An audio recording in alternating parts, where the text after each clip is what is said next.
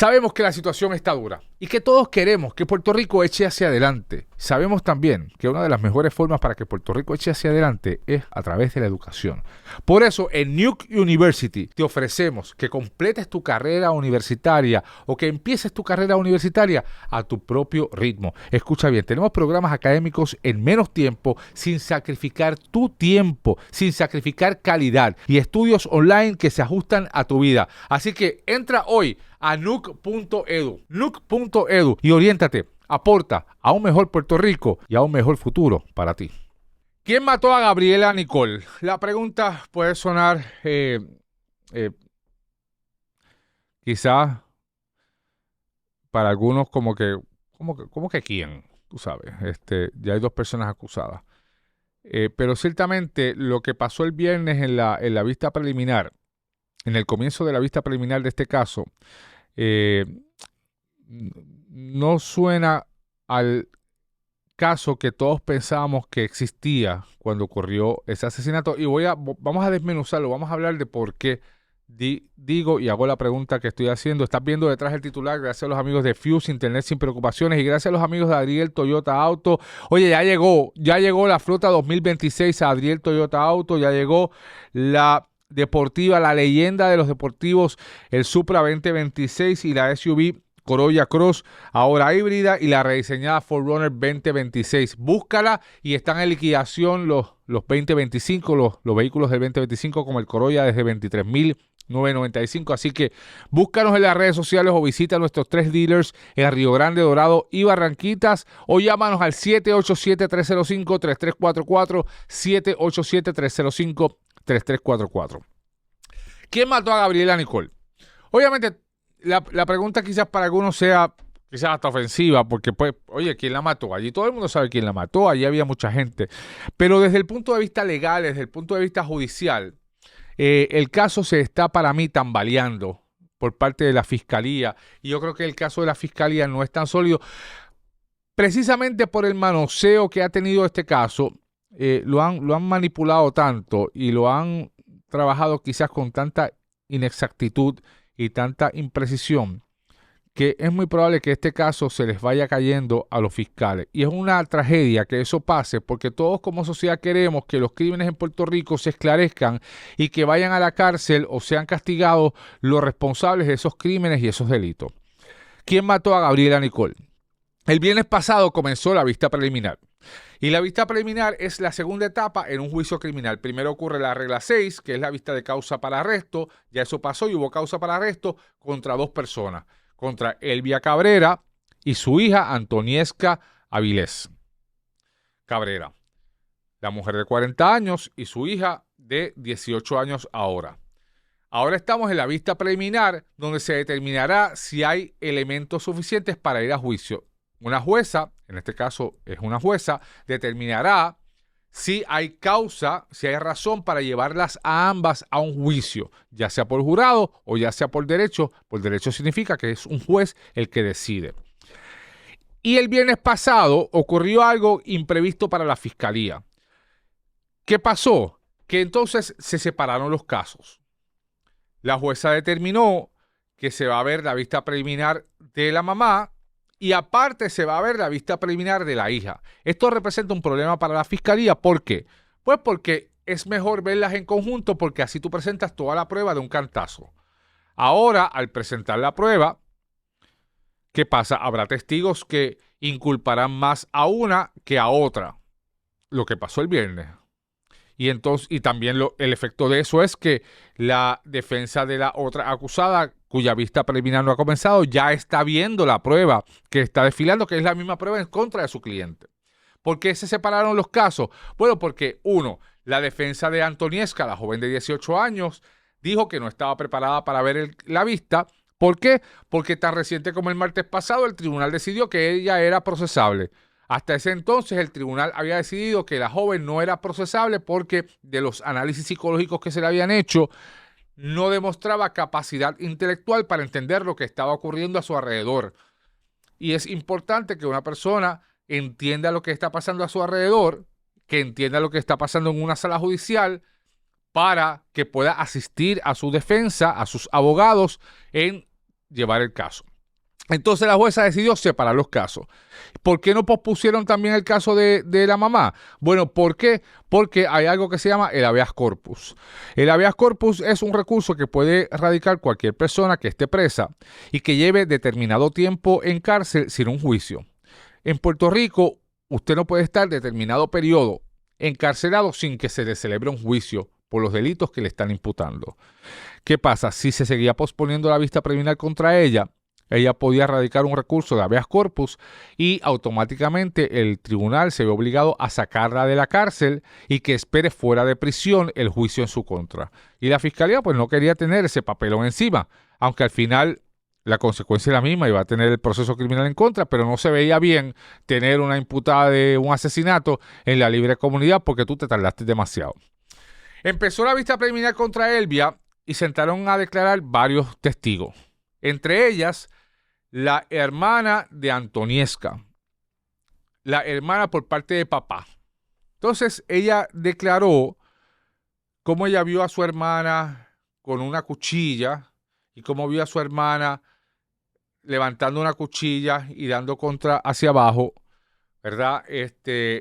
Describió un poco la escena, pero esa testigo a quien inculpa más es a Antoniesca, no a Elvia.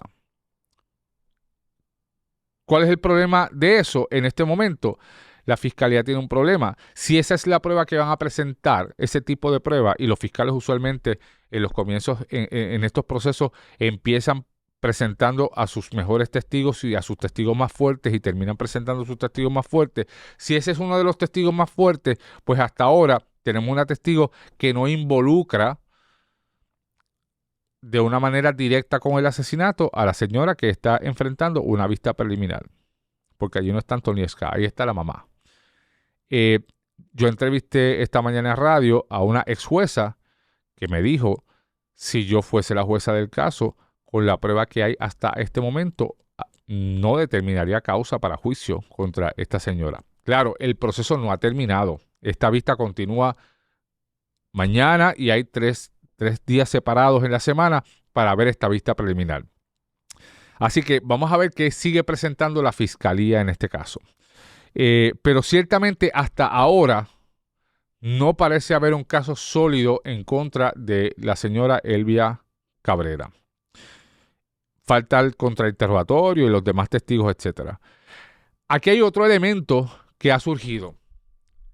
La fiscalía, el gobierno, los fiscales del caso no cuentan con el arma asesina. No tienen la cuchilla con la que se cometió el crimen. Surgió en la vista del viernes pasado que la cuchilla que ellos ocuparon días después del suceso, como parte de un allanamiento en una casa, esa cuchilla se le hicieron pruebas de ADN y no hay huellas dactilares, no hay ADN que conecte la cuchilla con las imputadas. Eso es un problema serio. Eso es un problema serio y voy a explicar por qué. ¿Por qué? Porque para los fiscales y la policía haber ido a esa casa a allanarla en busca de esa cuchilla, tienen que haber tenido a alguien, a un testigo de ellos, de la fiscalía, diciendo la cuchilla que se utilizó para el asesinato era así, era blanca o era anaranjada, era de 5 pulgadas, era de 3 pulgadas, era redonda, o sea, tiene que haberla descrito. Y con esa descripción los fiscales fueron a un juez y le dijeron, mira juez, necesitamos allanar esta casa en tal sitio. ¿Por qué? Porque allí hay una cuchilla con esta descripción que queremos ocupar, que fue la que se utilizó en el crimen. El juez expide la orden de allanamiento, los fiscales van allí, encuentran la cuchilla que le describió su testigo, pero van a ciencias forenses, la someten a pruebas de ADN y no hay ADN que conecte la cuchilla con estas personas. ¿Cuál es el problema de eso? Que entonces la descripción que te dio tu testigo no es correcta. Entonces tu testigo es impugnable porque si no dijo eso correctamente, sabrá Dios en cuántas otras cosas no ha sido preciso en la narración de los hechos. Y entonces ese testigo ya es impugnable para eso y para muchas otras cosas más. Claro, la existencia del arma asesina no es necesaria para ver un caso. O sea, puede no existir. De hecho, como cuestión de hecho, no, la víctima, el muerto o la muerta, no tiene que estar, no tiene que haber aparecido. Les voy a contar varios casos que han ocurrido en Puerto Rico donde la víctima del crimen nunca apareció y las personas fueron declaradas convictas. Estás viendo detrás el titular, gracias a los amigos de Adriel Toyota Auto. Oye, llegó la flota del 2026, pero la flota del 2025 está en liquidación. El Corolla 2025 está en $23,995. Búscanos en las redes sociales. Estamos en 3 localidades, en Río Grande, Dorado y Barranquitas, o llámanos al 787-305-3344. Han ocurrido casos en Puerto Rico donde personas han resultado convictas de asesinato y la persona asesinada nunca apareció. Y aún así jurados y jueces los han encontrado culpables. Me vienen a la mente 2 casos. Un caso en Patillas hace muchos años atrás, Edisamir Rodríguez. Era un policía de Fura, de las lanchas, que fue acusado de matar a su pareja.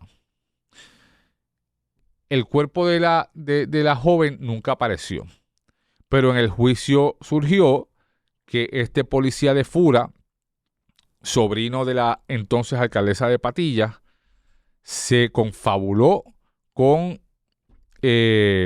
compañeros policías suyos y montaron el cuerpo en una lancha de Fura de la policía y la arrojaron en alta mar. El cuerpo nunca apareció, pero Edisamir resultó convicto y está enfrentando cárcel, o sea, todavía está preso. Hay otro caso que de hecho está surgiendo en estos días, el de Edison Burgos. Este es un hombre que resultó culpable de matar a su pareja, supuestamente porque ella lo iba a delatar ante la DEA por sus negocios en el narcotráfico. El cuerpo de ella nunca apareció y aún así fue encontrado culpable y se enfrentó a un posible proceso de pena de muerte. Lo que pasa es que eso no se dio. En estos días lo liberaron por una cuestión de salud. Los tribunales en Puerto Rico se opusieron a liberarlo, pero vino el Tribunal de Apelaciones de Boston y ordenó que lo liberaran por la condición médica, un derrame cerebral, etcétera. Así que ahí hay 2 casos donde el cuerpo del delito, ¿verdad? La víctima nunca apareció. Este caso tenemos a la persona fallecida, está ahí. Pero no tenemos el arma asesina. Eso no es importante, pero tambalea el caso. Alguien mató a Gabriela Nicole. Alguien la mató. Lo que pasa es que yo creo que la escena que se nos proyectó no es la escena que ocurrió. Y me lo voy a explicar. En la vista preliminar del pasado viernes, se supo que allí ocurrió un motín. O sea, no fue una pelea de Gabriela Nicole y Antoniesca y todo el mundo mirando. Lo que surgió en la vista es que habían 3 o 4 peleas a la vez corriendo. O sea, se formó un motín en ese sitio donde hay food trucks y donde es un sitio donde la gente se junta para beber y comer. Y allí estaba peleando la mamá de Gabriela con una joven, estaba peleando la hermana de Antoniesca con otra y estaba peleando Antoniesca con Gabriela. Y había como 3 o 4 peleas corriendo. Y que ahí es que ocurre el supuesto asesinato. Bueno, el supuesto no, el asesinato. Ahora bien, si había ahí un motín entre mucha gente peleando, es bien difícil que tengamos testigos narrando con precisión lo que pasó. Porque lo que hay allí es un pandemonium, lo que hay es un revolú. Entonces es bien difícil creerle a un testigo que diga, no, porque yo vi a tal persona levantar la mano, llevársela al hombro y bajarla y acuchillar a la persona 17 veces. O sea, es bien difícil hacer una descripción de tal forma, a menos que usted haya estado sentado mirando la escena y grabándosela en la mente, ¿verdad? A las 12 de la medianoche, donde presumimos que había alcohol, y sabrá Dios que otras cosas más, en el público que estaba allí presente. ¿qué pasa? Si allí lo que había era un motín y allí había 3 y 4 peleas ocurriendo y Antoniesca y Gabriela estaban enredadas peleando, ahí lo que podríamos ver, y me estaba diciendo una ex jueza esta mañana, lo que podríamos estar viendo es que no se configura el asesinato en primer grado para Antoniesca, porque era una pelea, se estaban defendiendo las dos. Y pues surgió que en el medio de la pelea, pues una mató a la otra. Si no se configura el asesinato en primer grado, una jueza o un juez, o una jueza en este caso, pudiera determinar en su momento que va a determinar causa para juicio contra la joven, pero no en asesinato en primer grado, sino en asesinato en segundo o en tercer grado. Si eso pasa, Antoniesca es elegible para ser juzgada en el tribunal de menores y no en el tribunal de adultos.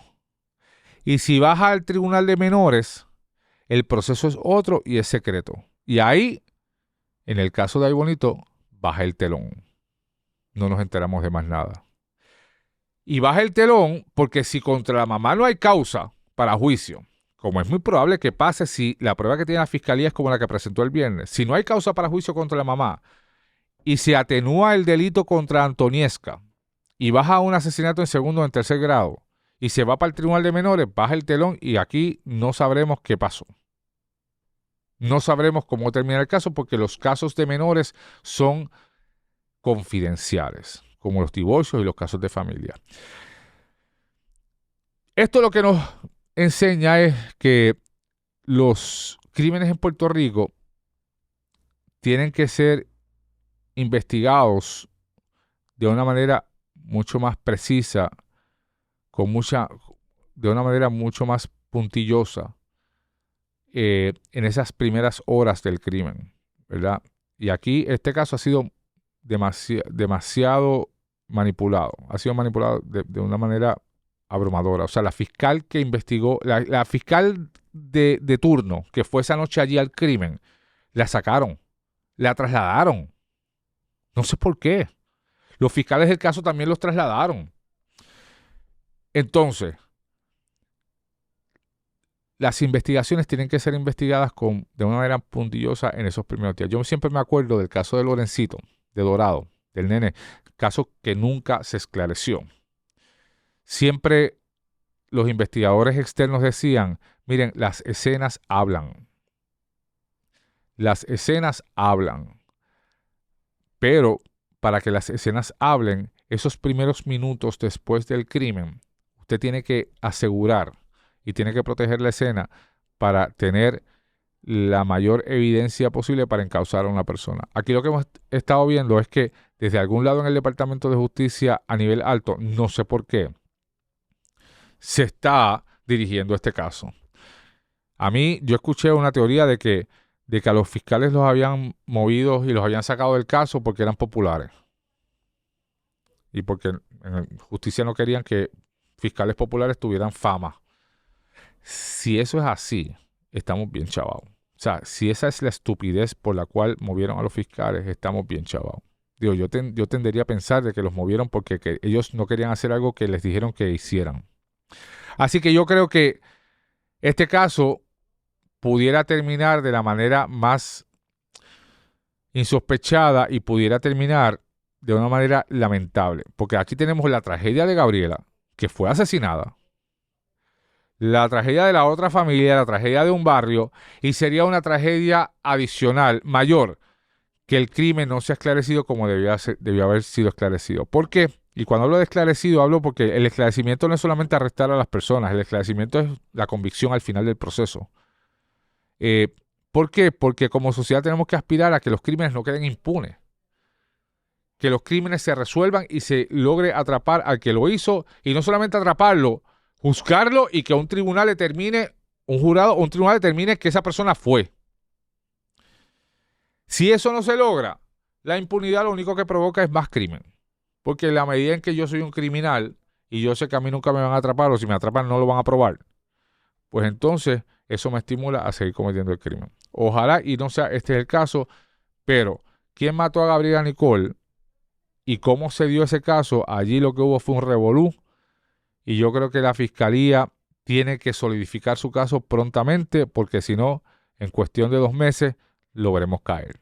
Esto ha sido Detrás del Titular, gracias a los amigos de Adriel Toyota Auto. Búscanos en las redes sociales, estamos en Río Grande, Dorado y Barranquitas. La flota del 2026 ya llegó. Llámanos al 787-305-3344.